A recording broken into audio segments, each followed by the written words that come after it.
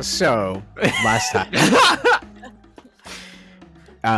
the S team made their way down to the depths into the main entrance of the vault, where they saw Indigo, who had survived his fall after a weird touch of the mind with some other sentient creature or thing, and proceeded to fall upon this giant cage, as he would come to discover, holding Thembershroud within. A little bit of digging, you figured out that there was some giant runic symbol amongst a kind of odd mechanism in the form of a wall, and you started to proceed to open it as the others started making their way in towards you. While Sephel chomped on a poor guard's brain, learning some interesting things, as the Deep King and Lara fell from the higher vaults, who knows how far above, down to you, and proceeded to try and attack you. But Indigo succeeded in opening the vault. Thembershroud burst out, and there were some brief moments of trying to get in touch with Lara. However, it was met with a brief moment of them telling you to run and that they were sorry, before this intense anger and rage overcame them. However, on some great thinking on Scylla's part, they were trapped within a beat of force, and with the Deep King preoccupied with Thembershroud and their kind of grudge match, you all proceeded to run out. And so I guess the only question I have for you guys is, are you taking the very large main stairway that the S team had spotted before, or are you going back through the secret tunnel that the guard had led you guys through before? Secret tunnel. I was gonna sing it too. I'm so happy. I'm so happy. Through the hold of the Deep King. Anyways. Oh fuck, tunnel. Okay. So you guys are... I'm sorry, I didn't mean to like make that decision for everybody. Oh, that Just was really had to amazing. say it. No, that was Let's great. just check back in. Secret tunnel? Secret tunnel. Secret tunnel. Secret tunnel. All right, Okay. cool. Through the mountain. You guys start running your way back up through the hold in this secret tunnel. Do you guys discuss anything, or are you guys simply just trying to make your way as fast as possible back to the main floor of the hold? Nah, book it, talk later. Book it Yeah. and talk later. Okay. After a few minutes, you guys finally arrive back in that room, and it is quiet, save for the bubbling and pouring of the lava in various sections of the room. What do you do? Sephel, do you remember how we got here? I think we should probably just continue on our way. Yes, get out the same way. Where Yes. are we going? Well, Oh, perhaps. I don't think we can hide here anymore. Can we go to the Darrow camps? I Oh, hate yes. that might be our best option. can we just like get out of town? Like just skadoosh out of here? Well, oh, it depends. To where? we can't go to the Darrow camps. I kind of sent the Deep King's army there. Oh, You what? Indigo. Yeah.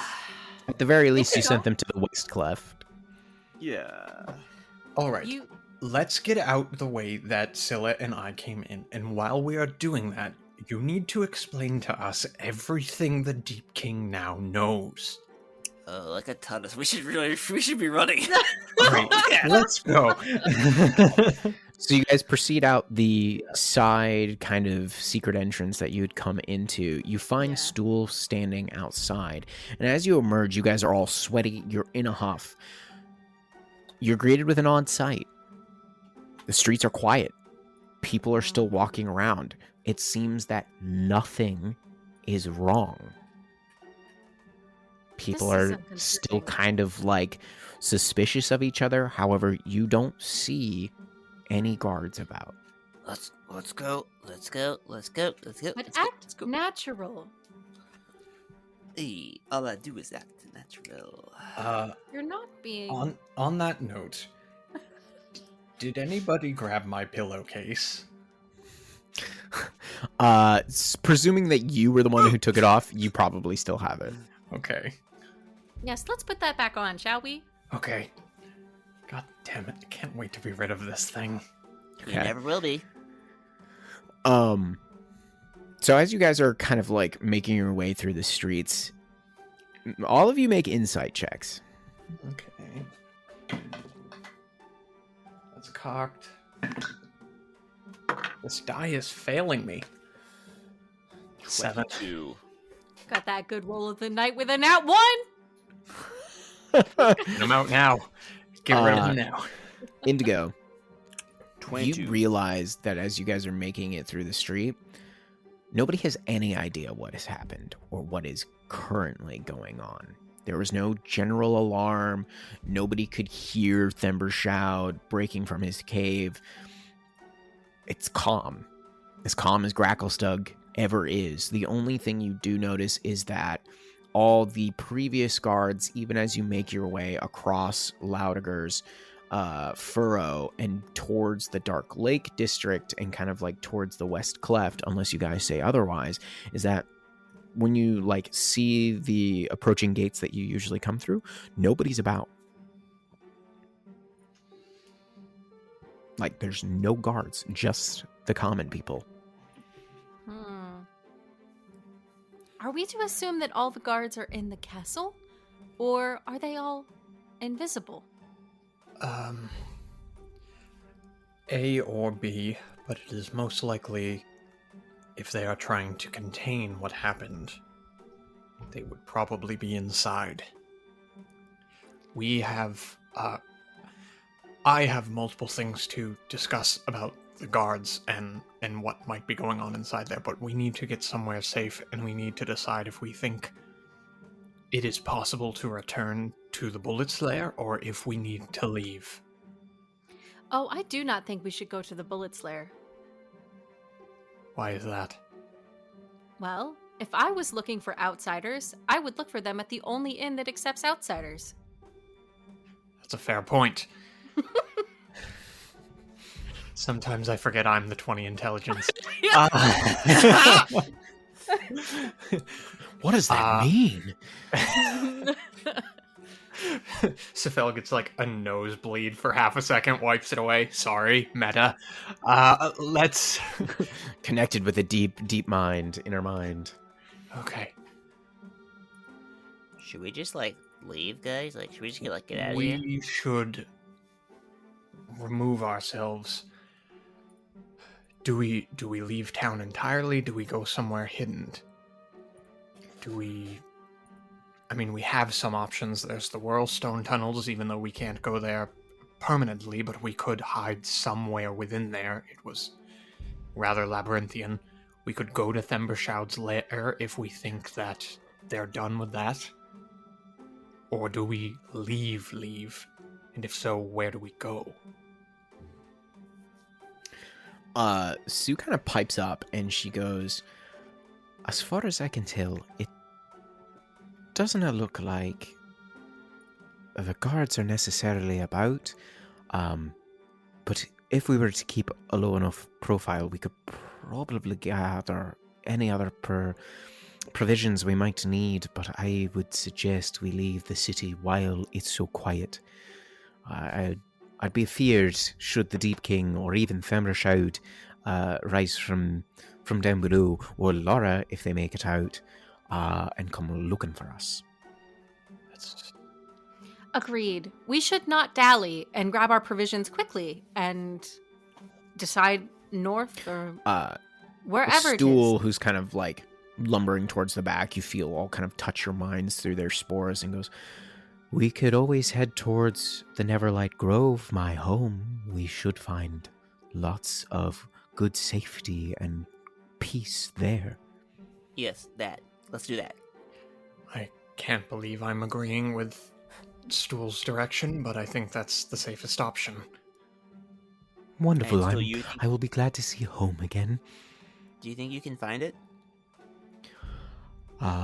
I think I can. Yeah, good enough for me. All right, let's go buy some food and get out of here. Okay, so you guys make your way back into the Dark Lake District. The gates are unguarded. You find them closed, but after a couple of minutes, you realize you're able to push them open and then close them again behind you.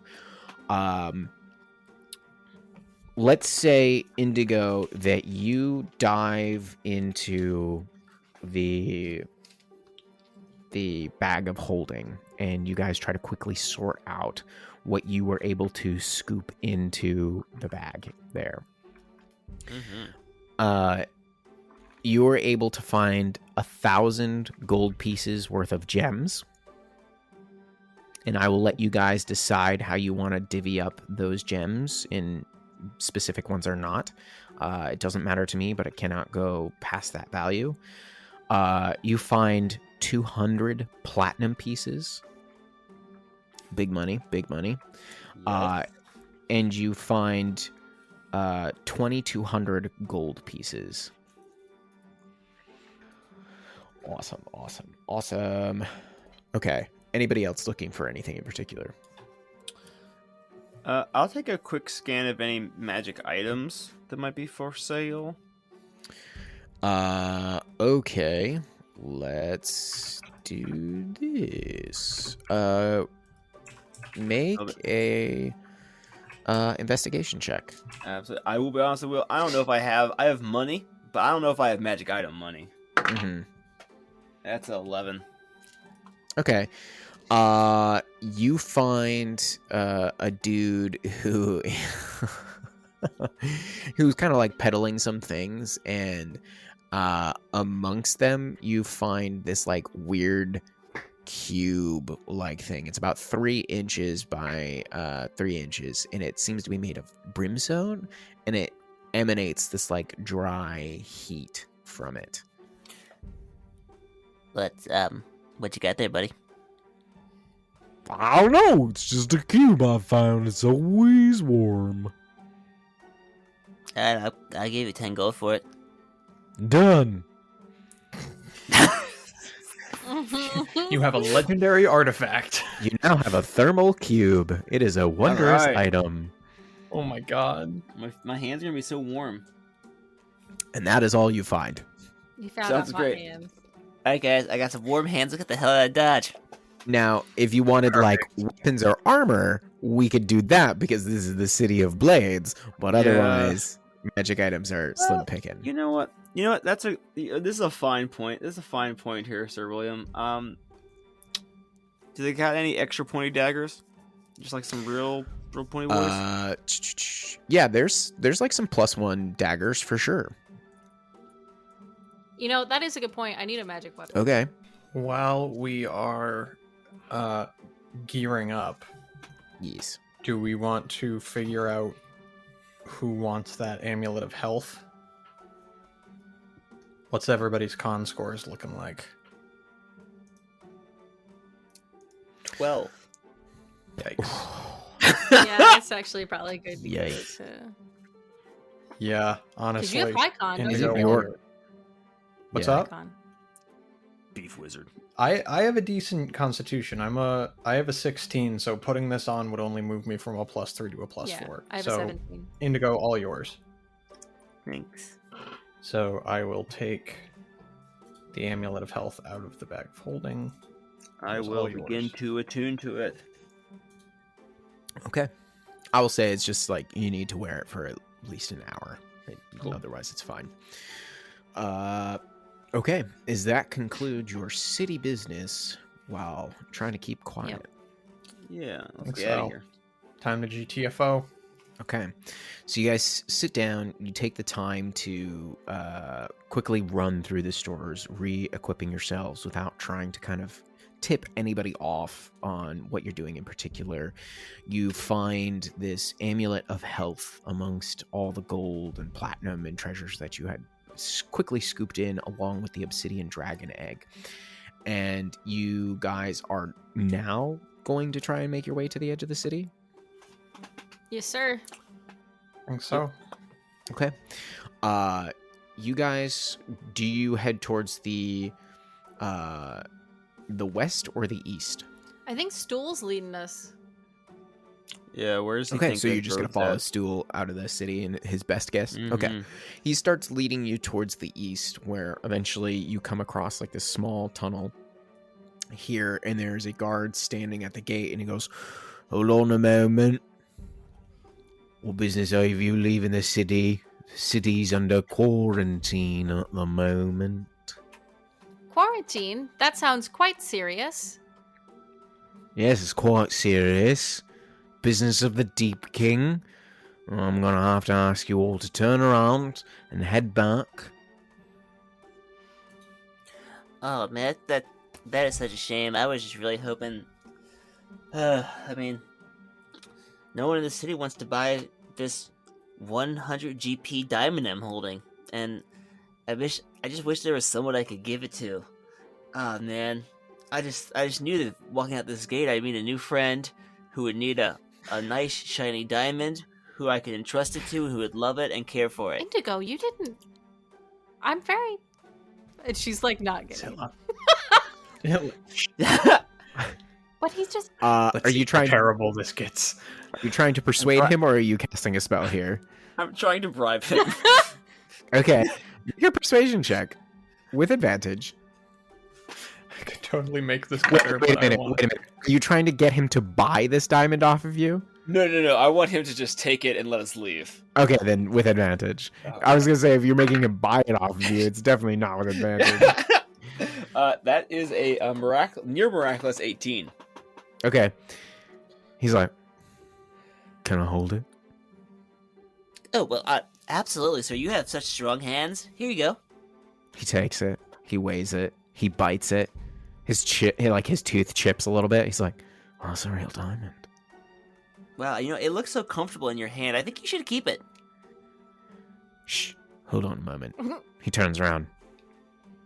"Edgar, I think I see our relief coming. Why don't you go on ahead? I'll hold up the gate." And this other dwarf kept saying, he's like, "Oh, really? All right, that's fine by me. Thank you." And you see like a little stone, like a piece of the stone, all of a sudden just like burst out as he kicks a false door open, and he's just like, "See ya," and walks off. And the other guy's like, "All right, come in here." And he leads you into the room where the guard was, and he like pushes open another door, and he's like, "I'll open up the gate for your larger myconid friend." And he like starts cranking this wheel as the larger gate opens, but the rest of you can kind of go around. And as Stool steps through, the gate starts to close, and you are just faced with a slightly illuminated tunnel that leads back into the mysterious depths of the Underdark as you guys head out. I need to clarify one thing. Mm-hmm. Andrew, is the insinuation here that of that 1,000 GP worth of gems, you elected that 3 of them were 3 diamonds worth 300, and then a single diamond worth 100? Yep. Perfectly balanced as all things should be. I fucking love it. Nice. What a wonderful that individual was so nice. Indigo, in the future, I'm happy to take things off your hands that are weighing heavily on your mind. Wow, I really appreciate that. It's very sweet of you. And you actually, if you want to hold, this is here you go. And I'm gonna give her my old scale mail and 30 GP in gems and Ron's tooth. Oh, this is so nice of you. Why do you still have Your tooth that? is interesting. Sue's like, where'd you get the tooth from? Don't worry about it. Oh, okay. Mr. Mysterious as always, Magicianer. Actually, did we pass any like Zergwood mushrooms or like anything in the area while we were on our way out? No, the city has like none of those about. Okay. Well, as we are leaving, as the door closes behind and we're about to like go off on whatever path, I am going to ceremoniously take the fucking pillowcase off my head. And I am going to take the flint shard that I got from the prison that was a dagger that I never used, and I'm going to just stab it into the ground, into the pillowcase, and leave it behind. Okay. They Long will know live the Magicianer. the executioner is here.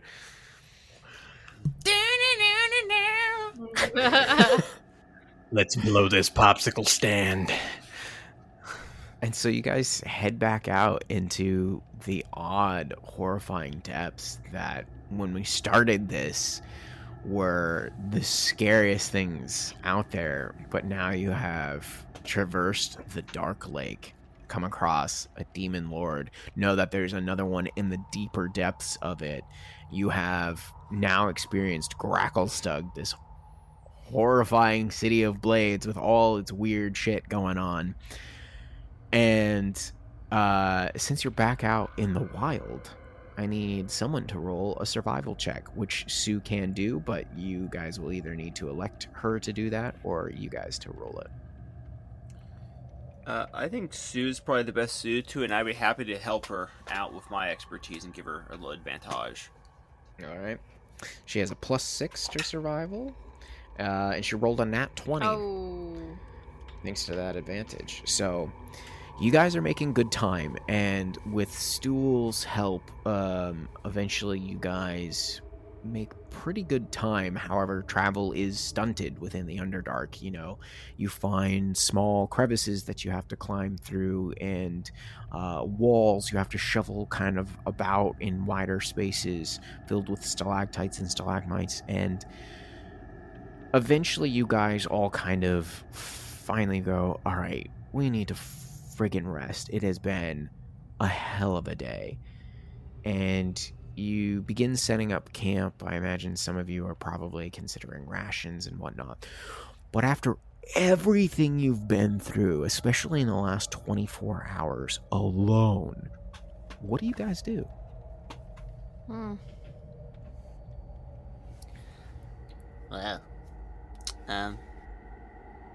hey, Silly, you ever been this far from water? Oh, perhaps once or twice. It is a bit uncomfortable, if I'm being honest. But our travels do take us away every so often. I just find myself wishing to return. I get quite sad. Yes, you have your, aquatic friend that you rode in on. Yes, D'Artagnan. Do they fare well on their own? Oh, yes. He has an entire community, which he lives with and interacts with. D'Artagnan is one of many, many steeds. That's really cool. Mm-hmm. Oh, hey, Sephel. Just by the way, I did look deep into Lara's soul, and for just a brief moment, she came back to herself and told us to run, and then the shadow took back her eyes, and then she tried to kill us.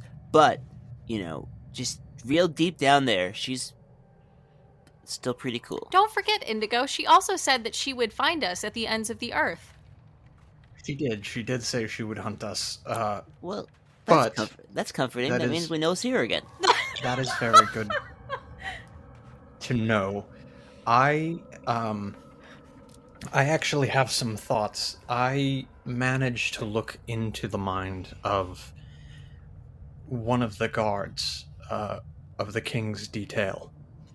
And I don't think it's any big spoilers to say I don't think Lara is of her own mind. But there is a female individual with the king. Indigo, I don't know if you experienced this. Lady Shawl. Shawl. She speaks in a similar dark tone that I've heard, or this guard heard Lara use. And I'm not certain of anything, but I think perhaps there may be some puppeteering going on within the king's court. It's loose theories and very, very vague, and I know very little, but things are connecting in weird ways. I don't think Lara is of her own volition. I think that does track with Shaw's appearance and the king's changed demeanor. It's possible that there are influences within the castle, but I'm not sure of the end that those influences are working towards necessarily. Yes, I hate to say it, but it is possible that Lara is lost. Perhaps. She's in there somewhere. I just don't know how to reach her. Well, if it does, in fact, turn out that Shawl may be puppeteering, or there are darker forces manipulating the minds of individuals in Gracklestugh, it might stand to reason that quelling those influences would release the influenced, therefore Lara, and return her to her senses. It's not a lot to go off of, but there's some hope, I suppose. She did yell that she was the daughter of Grazit. That did get said, yes. What does that mean? Is that her dad's name? Did we hear Lara? I can't remember. Did she ever speak openly about Grazit when she was with us? I'm pretty sure that I did. Because I know she spoke of, was it Kynan? Kayan. Her Kayan. But I couldn't remember if she spoke of Grazit. I'm pretty sure that when we were rowing the boat away from the fish boy town was when she first mentioned him. Right, because, yeah, you did some dark shit, and that was our first, like, hey, what the fuck's up, Lara? That's right. What the fuck, Richard? Because you wanted us to go to the center of the lake, and we're like, why? Yeah.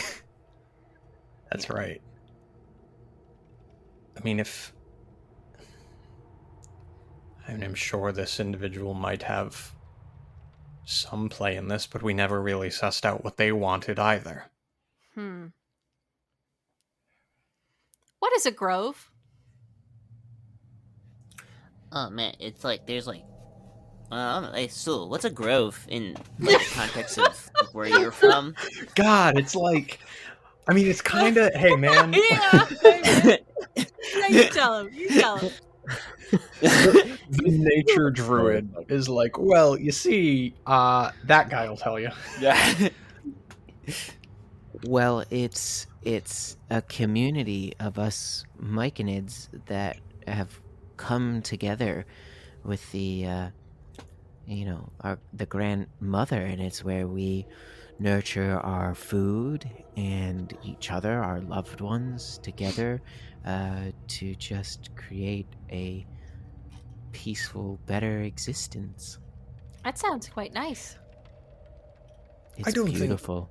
I don't think you were around the last time I brought this up, so I didn't get to ask you, does your grove or anything that you're aware of resemble a giant brain creature? No. Oh, never mind then. Wait, That's a really odd and specific question. No, I mean, I was hoping that maybe he knew something regarding giant brains in the Underdark. Nope. The first time I left home is when I got kidnapped by the drow. Is there water in the grove? Oh yes, there's lots of food and water. We shouldn't have any need for other sustenance, outside sustenance. How far do you think we are? Oh, that's a tough one. If we should come upon a decent amount of fungal growth, I should be able to kind of connect and have a better sense of how far away we are. But it could be a while. Though maybe not, because I am much larger now and I have longer legs. And he's like sitting down and he just like pats his weird skeletal and fungal thighs. And you have like big beefy arms now. Yeah, Which is it's great. There's like so much I can do. And he just picks up like a nearby rock and just hucks it way out into the distance. And then you hear just as it echoes. I for one am certainly more at ease with your larger and seemingly more useful form. Oh yeah, is that right, Sephel? Come here. Oh god, don't break me like a Kit Kat. I know what you did of me. He just starts pummeling you. No, he doesn't do that. He's like, oh, I'm glad I can bring you comfort. All right, we should move farther away from the city. Rest first, but I just can't wait to put some distance between us and Gracklestugh. We've been here too long for my liking. I look forward to getting to the Grove and not having to eat hardtack. It hasn't even been a day, Zilla.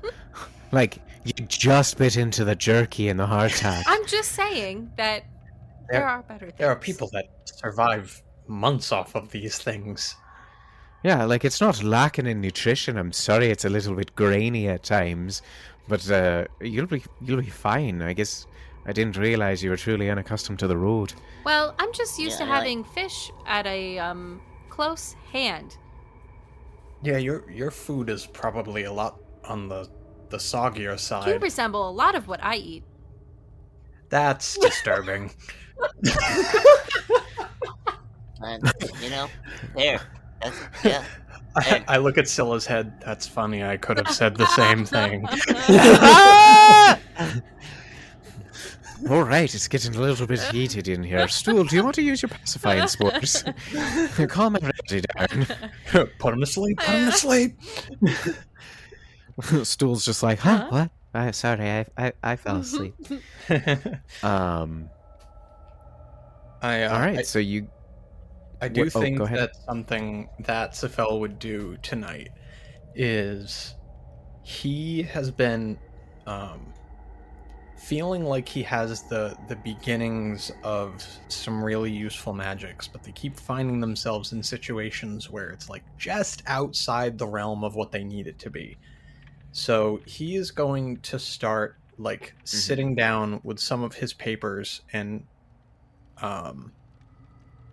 scrawling the beginnings of some magical combinations. And he'll pull out his book, he'll flip it open, he'll pull out that original scrap of paper with the first strange otherworldly spell that he found that kind of started his whole path. And he's going to start copying down some of the symbols from that and sort of mixing and melding it with commonly known magical symbols, and just start the processes of tinkering with magical combinations. Okay, cool.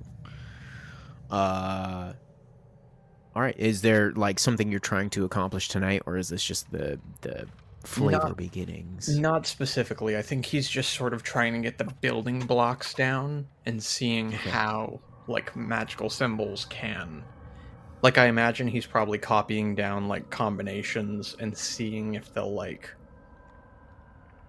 the best thing I can compare it to is like taking syllables of words and like placing them together and seeing if they phonetically make sense. He's kind of doing that with magical symbols of like placing one next to the other and seeing if like, okay, does that combine in a tangible way? No, scrapping that, like plugging and piecing and seeing what makes sense. Sure.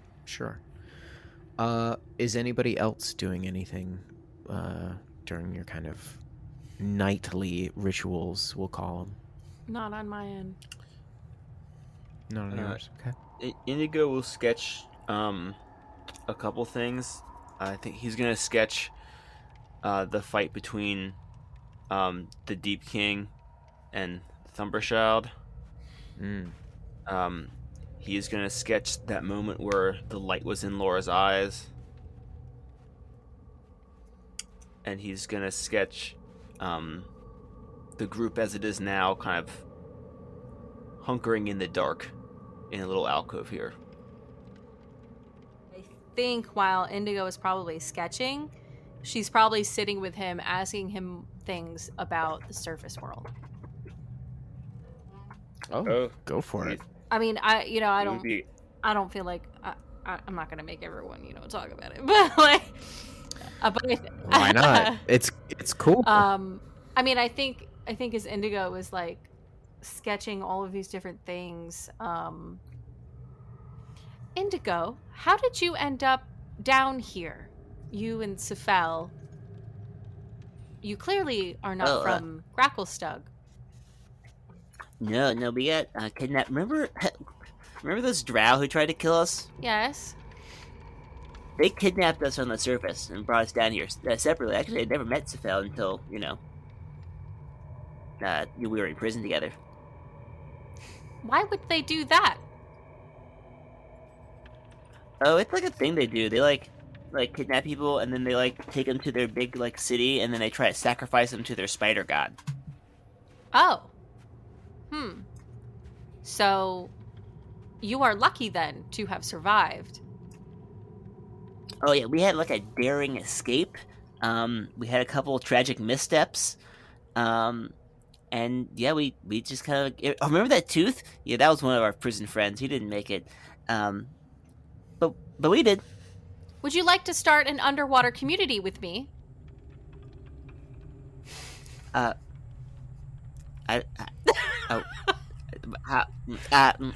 Take him to dinner first, Scylla. Jeez. Well, Sue is helping to build as well, but I understand you seem to want to return to the surface. Well, I guess that's kind of what I was thinking. Yeah. What's it like? Oh, it's nice. I mean, there's lots of it's different from here. There's this thing called trees, which are like mushroom with this hard barky stuff, and they have these things called leaves. I'll show you a picture later. And then there's this thing called the sun, which is very bright during about half of the day, and then sometimes it's dark, like here, but you can see farther away suns. They're they sparkle in this kind of blackness above us. Our suns do not float in the sky. Neither do our daughters. It's spelled. It's spelled differently. Huh. Wow, yeah, this is a conceptual thing. Let me get to work on something for you. And Indigo's gonna start a sketch of just a landscape above the surface. Cool. Rolling hills, trees, clouds, the fucking sun. How do I explain to this cave dweller that there's a giant ball of fire millions of miles away from us? There was a whole conversation about this. I can't remember if it was on stream or off, but the absurdity of trying to explain the overworld to somebody who doesn't know anything about it. Yeah, it was in our Discord. Join our Discord. Mm-hmm. It's like you all base your daily schedule around a floating ball of fire. Wow, Indigo, as he starts to sketch it. So everything is blue above and green below? Yeah. We call this grass, and we call that the sky. It's pretty cool. Yeah, I'd love to show it to you. I wonder if... My people like water. Oh, we have that too. This is interesting. I wonder if my people would enjoy it there. Would my people fit in? I mean, there's lots of people who live near the water. There's people who live in the water. I mean, there's these people called do you have mermaids down here? Do we have mermaids down here, Will? You do, but they're of a pretty monstrous nature. And you Indigo, have definitely heard of Triton, being connected to the surface world. And Scylla, to an extent, like, you would have had small dealings with Tritons from other areas, but I don't imagine, unless you've changed your mind here, that you have experienced other oceanic worlds besides the initial, like, blip into the realm of water. Yeah, I think that would be it. Yeah, I mean, we have Tritons, you know. I haven't had like a lot of dealings with them, but there are people like you on the surface, just under the water. You'll have to see it, and then if you want to come back, maybe we can come back. But I think it would be really cool for you to see the surface. I think I should. And I think you should draw me a picture of the ocean, the rocks, trees, grass, the sky, these clouds, perhaps a mountain. You also talked about those sinking valleys. Those would be nice to see. Could you draw all of these things? Yeah, this might take me a little while, but I'll absolutely get started. And Indigo gets to sketching. Okay. I imagine, unless you guys want to keep role playing it out, it's up to you. I imagine this takes some time, and you go back and forth until eventually you both start to get tired and whatnot, and kind of settle down into it all. I imagine Sue's set up a couple potions to start brewing overnight while you rest, and Stool, for all you know, could be sleeping. It's kind of hard to tell. Sephel is either still scribbling or in a trance. But Indigo, I'm curious because you were the one that had such close dealings with the Deep King and then finding Sister Rial, and you went through a lot before your friends got there. Is Indigo consciously like thinking back on any of that, or is there any kind of like trauma response or like stress about what happened, or the fact that she's still back there, or anything like that? I'm very curious because it's a lot to have gone through. No, absolutely, and I think he definitely is. I think he's trying to push it down as is his wont, but like I imagine as he's like sketching out like a tree, he'll like finish it and like feel very at peace, and he'll look down and like in the bark there's like Sister Rial's face, or he'll have painted it like a mountain scene, and he'll think, yeah, it's totally normal, and then there's like a bit of like the Deep King's mace like inlaid in the stone, and like every time he like notices it, he like sweats just like a little bit more because he's not conscious of doing it, but it's definitely like preying at like the edges of his mind. Okay. Could you roll a madness check for me? Absolutely. Love that. And this is more of like a stress related madness check.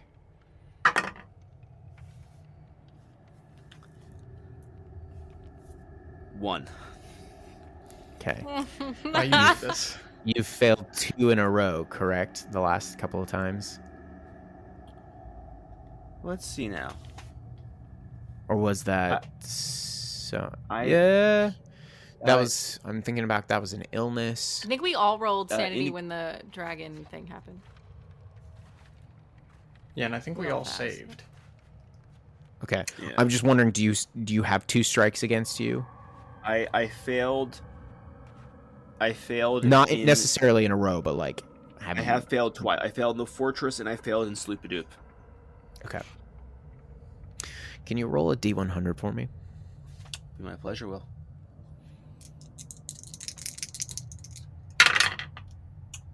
$26.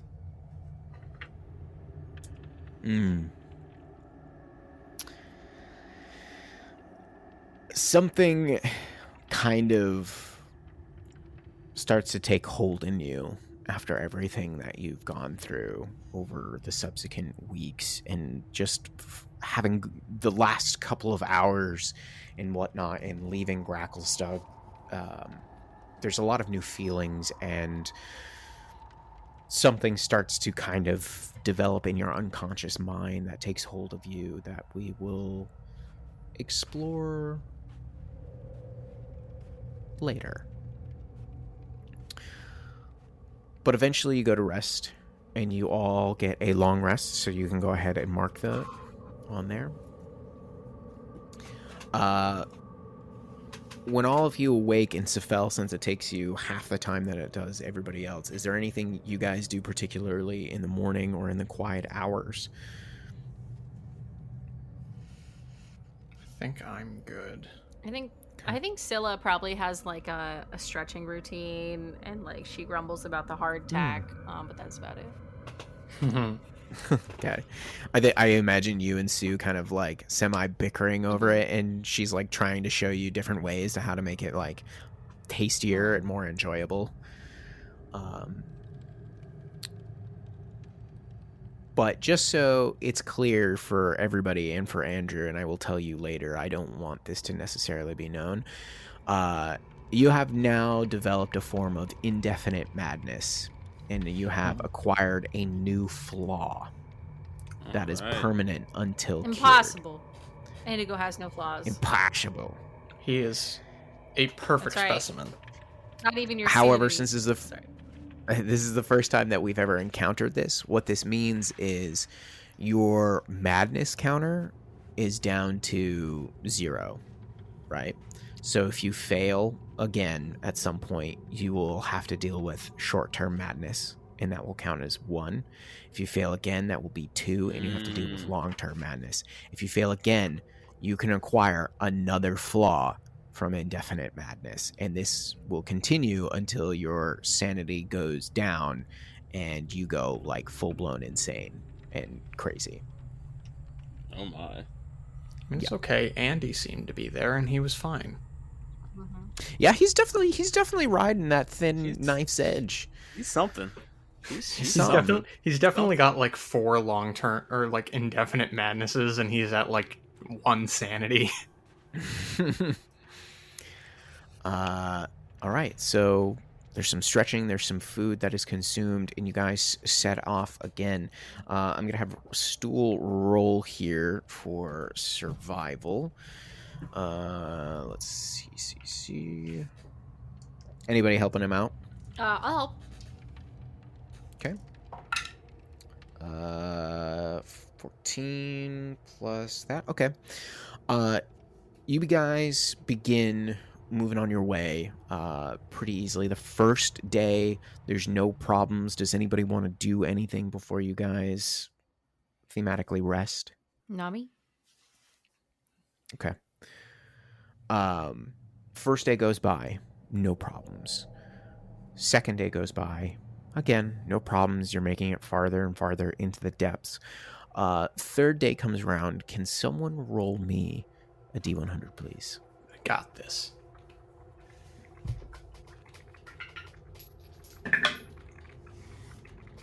Uh, 61. 61. Let me just quickly flip back to my random encounter tables. Oh, okay. Got it. Actually, can you roll me a D20? I totally messed up. Sure. 7. Okay.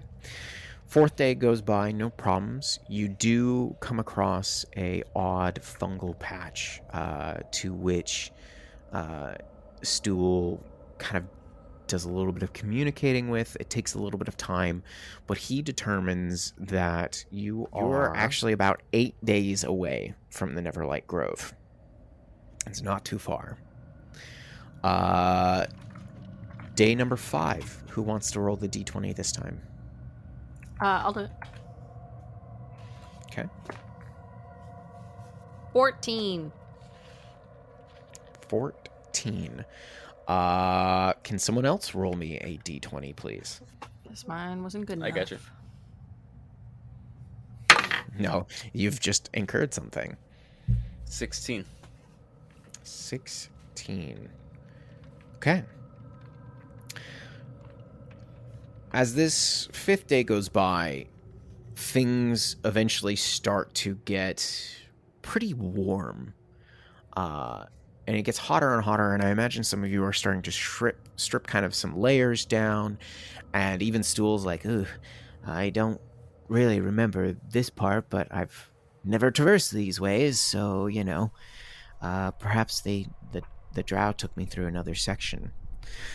Till eventually, you all come upon this very wide cavern filled with lava.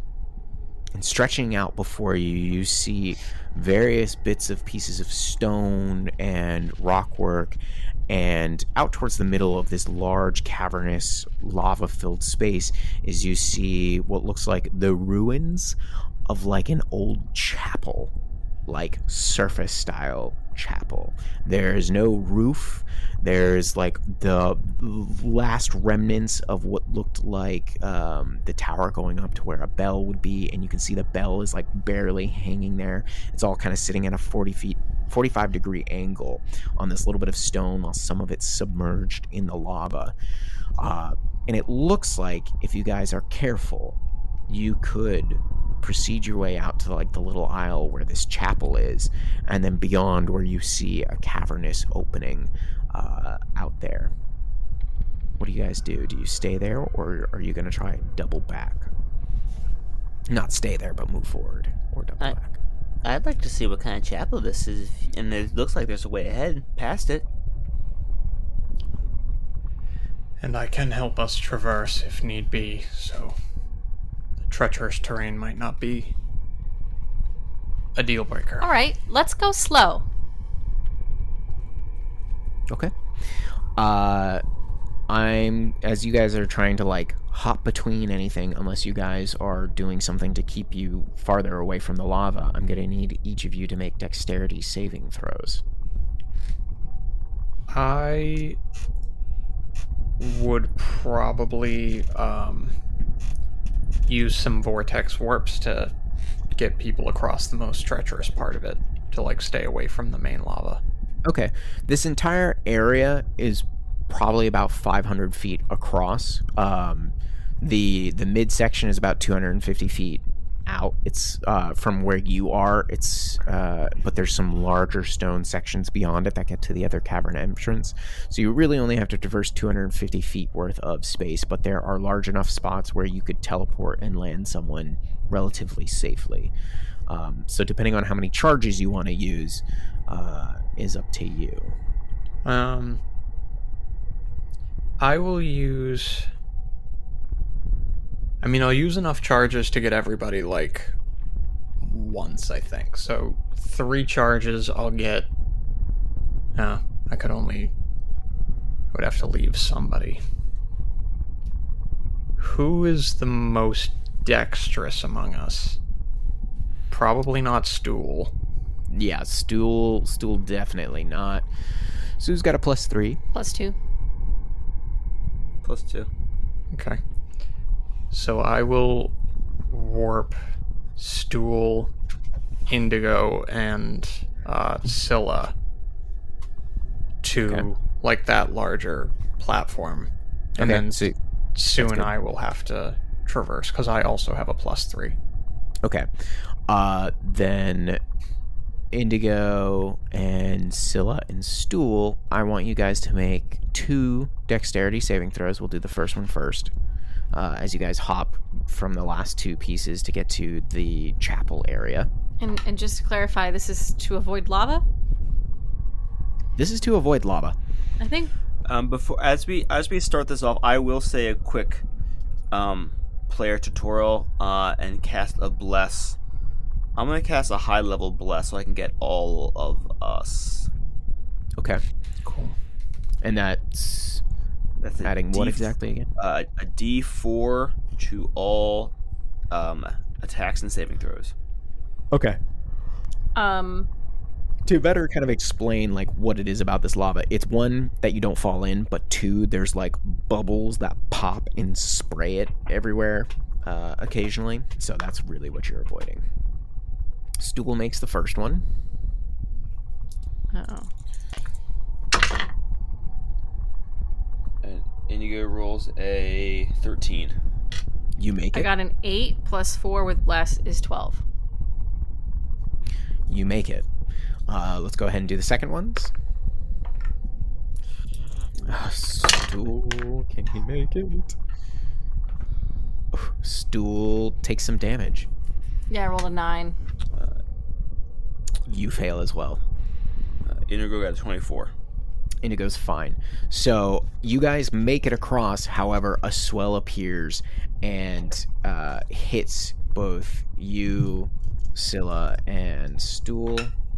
So that is... You take 18 points of fire damage. Dang. Woo! At least she didn't fall in. That shit's nasty. Yeah, no, I think that's the Yeah. big sleep right there. It's it at this level. It's probably instant death. I'm pretty sure it's like 10d10, so And Yeah. there's no little bits to bring back. nah. No.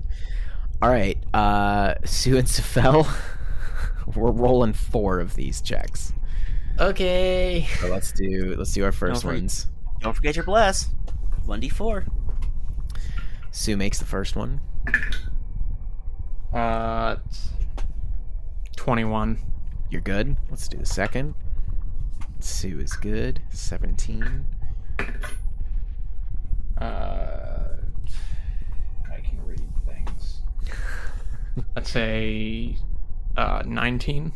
You're good. Third check. Oh no. Also, oh no. 4 for Sue. Oh, no. 10. Okay, you fail. Yeah. That is Are they close? no. Like within 60 feet? Yes, but they're gonna still take the 15 points of fire damage. Yeah, they're within like 60 feet now. They're in like the last couple Okay. ones. But they only have to do a couple more. Yeah, I said 4. We did 3, so this is Yeah, the so last this is the one. last one. Oh fuck! Oh no! Also, fuck. What'd you get? 9. Okay, you fail.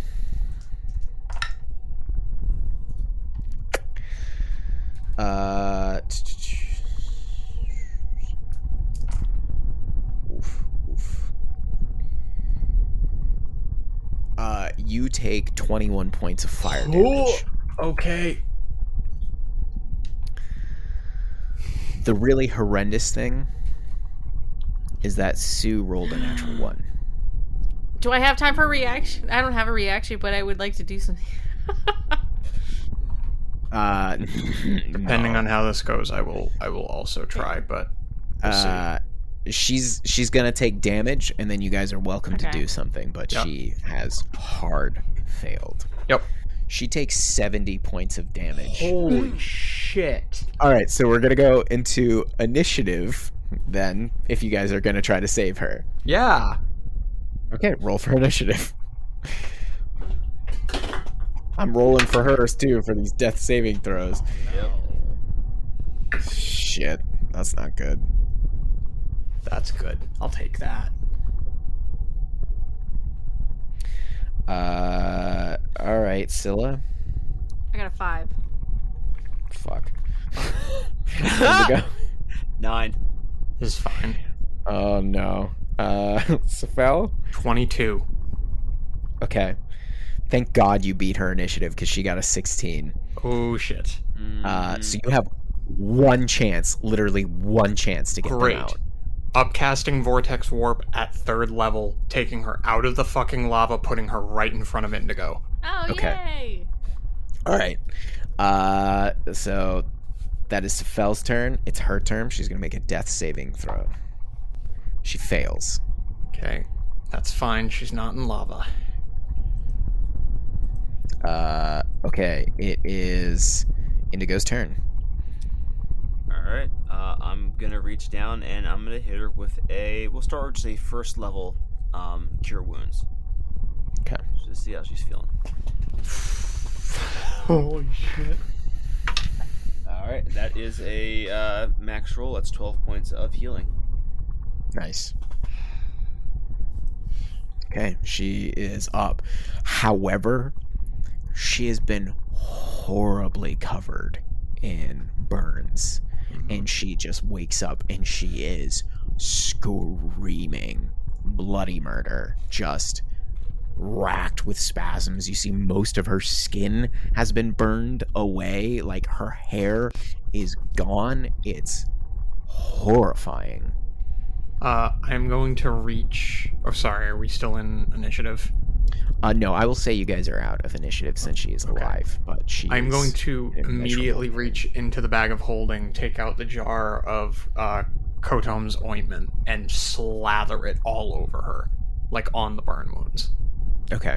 It's like she fell into the lava, so she is covered in it. Yep, I am covering her in the ointment. As you do so, like, the pain was just so immeasurable, she passed out. Her body could not take it. She's out.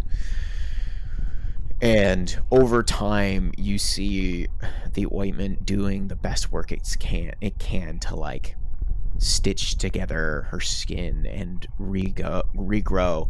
And, like, while she is alive and healthy, it's going to take time. It's going to take a lot of time for her to be okay. And already what you can see is forming in this horrible scar tissue. She will be forever marked from this experience. Because this shit ain't funny. Sorry to get too real, guys. And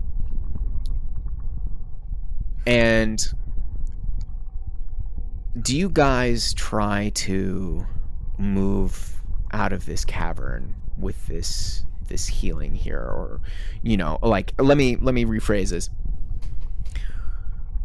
You're safe as is in this very hot area within this, like, semi destroyed chapel area, or do you try to move the unconscious form of Sue without rest out of this place? I think maybe we get her in the chapel, like into somewhere sturdy, but we probably shouldn't move her too far while we're trying to heal her. That's exactly it. The chapel, if anything comes by, at least will be fortifiable. Give us a puncher's chance. I imagine Stool does the best to, like, extend their body and their growths to create a kind of, like, gurney to put Sue upon, and you all move into the chapel, and you see the back half is alight with some lava, as it has been somewhat consumed, but you have a lot of very safe area about you to kind of set yourselves up that you're not visibly seen should anybody come into this space.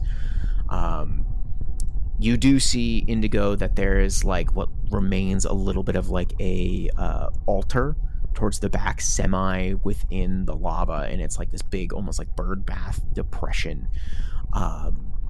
And most of the iconography and whatnot is missing or been since destroyed by who knows what. It's been so long. However, roll me a nature or arcana check.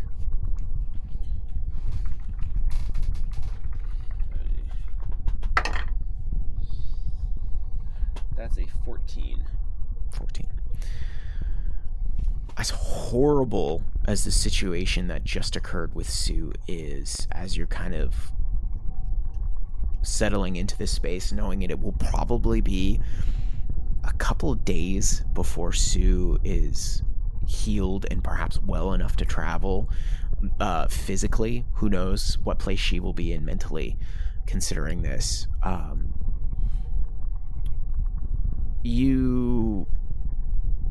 A sudden thought kind of crosses your mind as you think of Sister Real for a moment, and you think back to the egg. And you think, knowing what you do about certain types of dragons, is that some react well to heat, and some even need the extreme heat to hatch. And kind of like falling back to the studies of Sister Real, the rumors of obsidian dragons were, that, like the stone obsidian itself, depending on like the geothermal properties on which it was like kind of formed and the things within it, it could appear differently. And you think if you were to introduce the obsidian egg to this extreme heat, it would take on a bit of that and could hatch. Boy, howdy.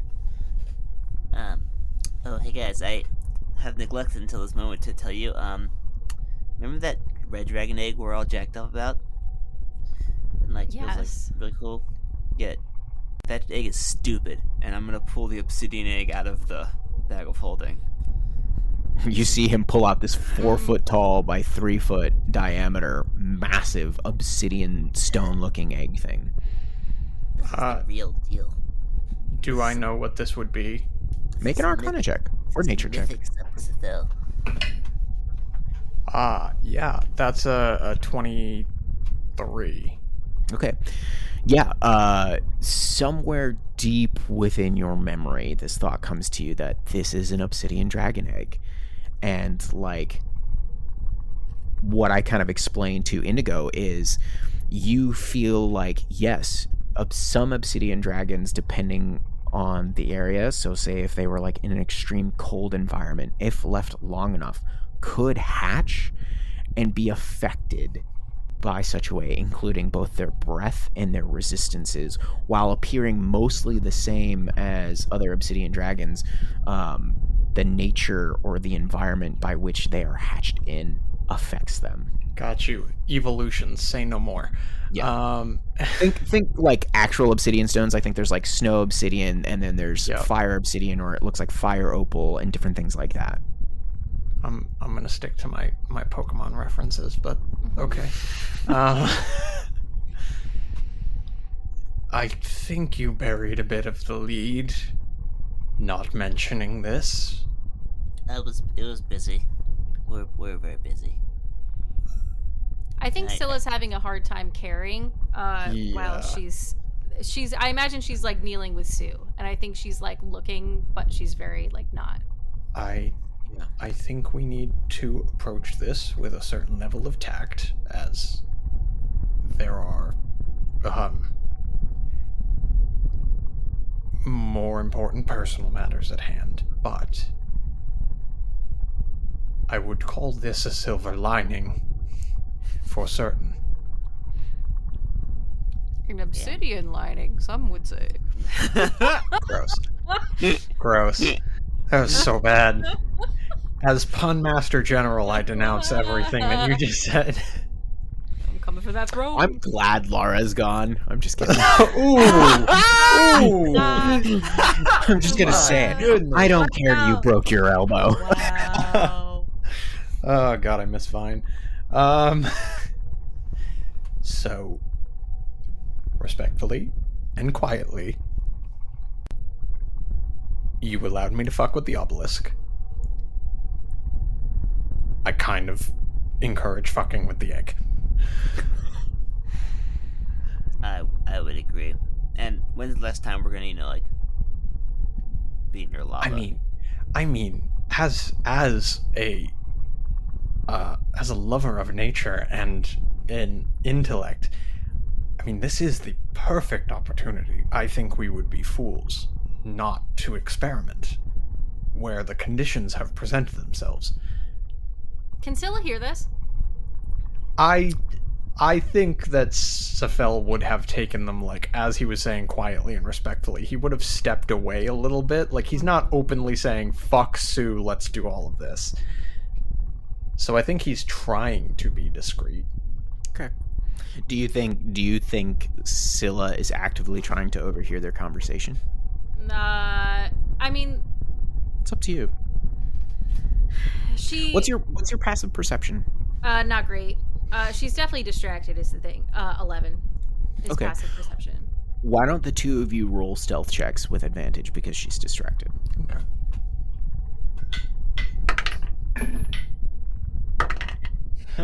Thanks for the advantage. One of those was a 1. 15. 14. Okay. All right, so you guys succeed past her passive perception, so you don't hear this, Scylla. Yeah, I think we take this bad boy for a ride. Sure. Yeah.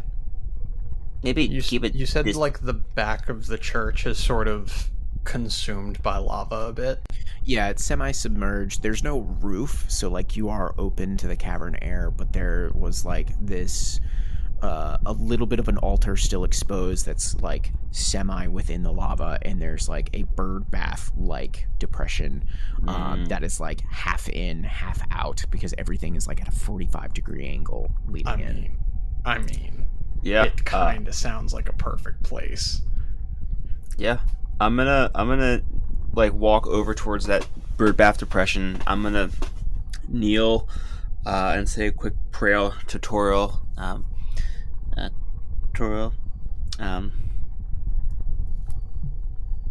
Please take care of our friend Sue, and also help us to foster the life in this egg, that it may bring safety and security to us and our friends, and its fire might heal and not hurt. And then I'm gonna come forth and place the egg into the depression, and if need be, I'll magically sculpt a little bit of the stone so the lava fully flows into this little depression here. Okay, kind of creating a legitimate like bird bath with some in there to kind of nurture it in a way. So you do this, you send up this prayer, you set up the bowl with a little bit of stone shaping so that there's lava within, and as you set the egg there, you see actually clearly through it. It becomes almost transparent, and you see the silhouetted form of a dragonoid shape within. You know, kind of like when you hold a flashlight up to like an egg or something, you kind of see the embryo inside. That's exactly what happens. But you see the exterior after a little while start to get like this tempered flame look. It starts to change in colors, becoming more rainbowed in hue throughout while still remaining dark. So like as you move about and the lava changes in light, you can start to shift. And you feel that same psychic presence touch all of your heads, fill your minds, and you just hear it say, warmth. And that's where we'll leave it this episode.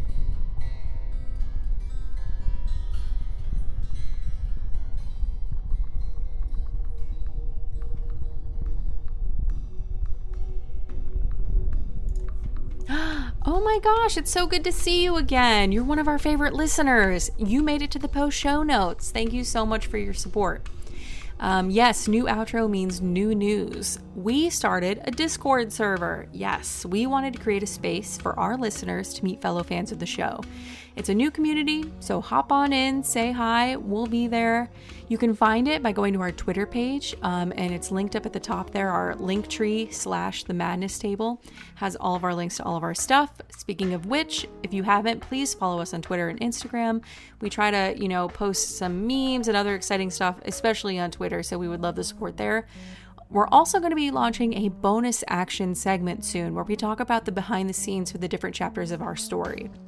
So please keep an eye out for those. And if you want to submit any questions for a future bonus action segment, please email us at themadnesstable@gmail.com. Lastly, please leave a review if you haven't. All the reviews do is they help us grow.